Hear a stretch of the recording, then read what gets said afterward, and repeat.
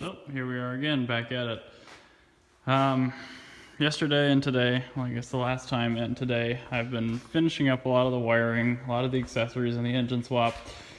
And I actually got it pretty much buttoned up. It starts and runs now. I'm having issues with my oxygen sensors because even though the sensors I ordered were correct, the plugs are not quite right. It looks like they're rear O2s, not front. So I'll have to try to dig up a pair of plugs, splice those in. I still have to deal with the oil drain from the top of the cylinder head, actually. There's a steel pipe on the side of the block on the S54 that has a banjo bolt, an M12 by 1.5 banjo on the side of the valve cover. That drains down behind the exhaust manifolds into the oil pan in the S54. Now you can see I've got a -6 blue fitting there to M12 by 1.5 into the pan. Then I've got a 90-degree -6 elbow, then a -6 to 3/8 barb fitting. That'll work great for the hose once I get it all plumbed in, but right now, not doing much good. I think I mentioned last time that I got the brakes sorted fluid-wise and the clutch. So they have fluid in them even though they're not necessarily completely bled out properly. Right now, I've started on the exhaust. That's the V-band, the lower one that we looked at last time. The first half there is a portion of an exhaust band that I bought and cut up. It actually worked pretty well. Second one's a piece of 2.5 aluminized I had. I think it's actually for like an F-150 or something from Walker. Just had it on the shelf and it was about the right size. And then moving on, more of that cut up U-bend. A little bit of an overcut with the Sawzall I'll have to take care of in a little bit. To a straight section cut off of one of my 5-foot pipes. Back to another part of the bend, and then more of the 5-foot pipe, and I'm still working on it here. I gotta sort of patch it up from there to the rear muffler, incorporate a hanger, and the hangers aren't in my box, so I have to do some looking there. This is a MagnaFlow 14815 muffler. It's pretty much perfect for these things. Looks a lot like a Remus, and that's a tiny fraction of the price. So under here, that's pretty much all I have to show for today. I'm still waiting on power steering hose and some other junk for, getting that from, keeping that from hanging off the car. But I'll move some stuff and drop her down, and we'll take a look up top and inside. All right, so we're back up top. Take my gloves off here. So, I figured out that the gauge sender I bought, even though it was supposed to be M12 by 1.5, looks like it's M14. So I have to do a little more looking. Maybe I bought the wrong one for the wrong car or something. So this is actually an E36 blacktop sender I threaded in here, which should be the same pitch. This fits perfectly. It's just got a spare 2-pin Delphi connector. I'll run wire up to the C101 there. The original plastic hose would have worked in this swap because I have a stock box, but it broke, so just some rubber hose with some clamps. Not the most attractive thing in the world, but it'll work.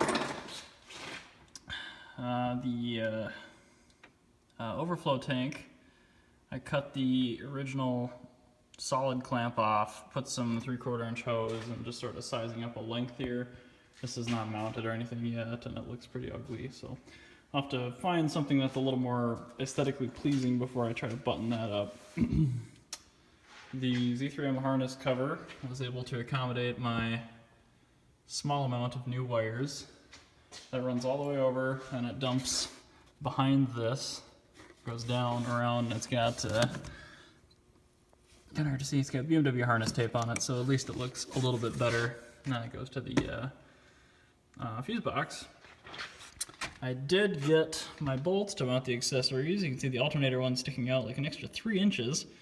And I won't be running an idler on this engine, so that makes sense. I remember from years past that a M50 head bolt works perfectly there if you delete the idler, so I'm going to go get one of those from downstairs tomorrow.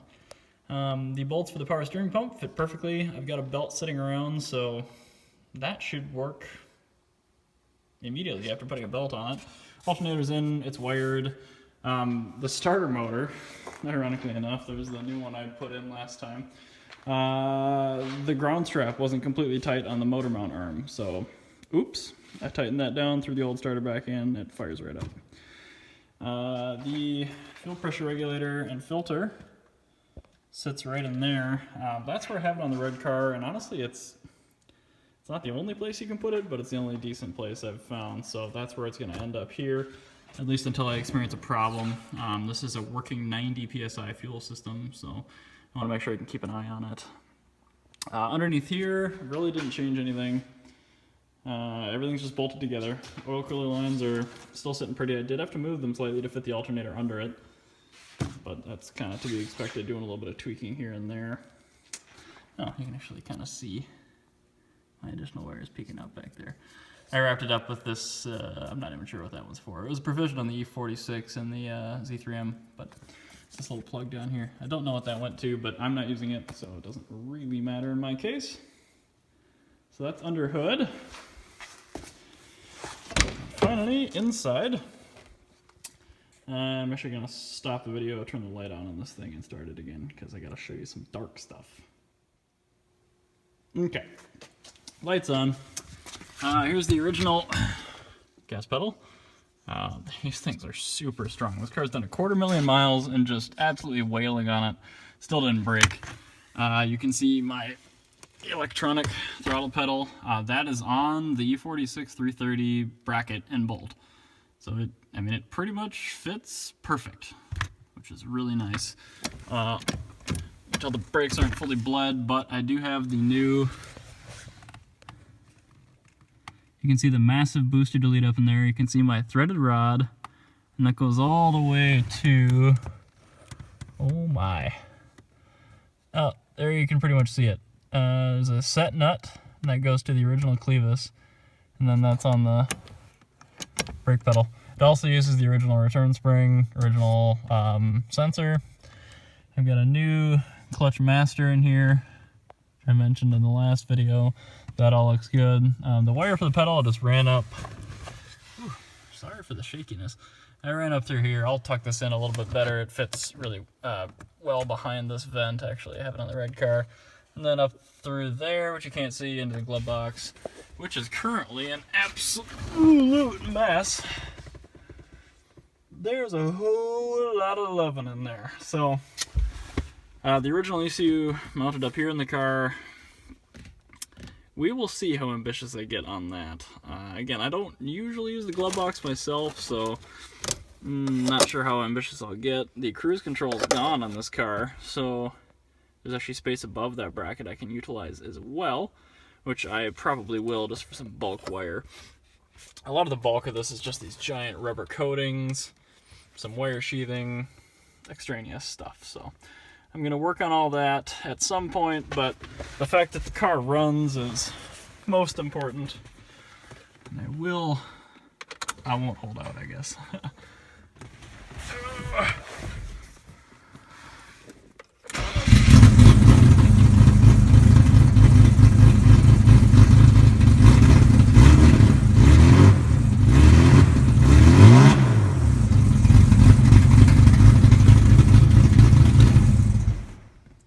The reason why the tach isn't working is, it's kind of hard to explain, but all the M3s are basically early model cars, and they run the wire for the tachometer through the glove box, not through the C101 under the hood. So all the wiring's there, I just have to connect two wires together, that'll work. The oil pressure light I do actually have hooked up, so I have to figure out exactly why that's not working. And then oil temp, you can get that working if you run the original e30 M3 temperature sender from the S14. You dial that one down because that is an M14 sensor, and then there's a spare bung on the oil filter housing where you can just thread it right in, ground one half of the plug, actually I think it's grounded through the threads, and then run a single wire to pin 19 on that C101, and you should have working oil temp. That's something I still have to do to both these cars in the spring. But the temp gauge will work just fine once I get the correct sender in the thermostat housing up front.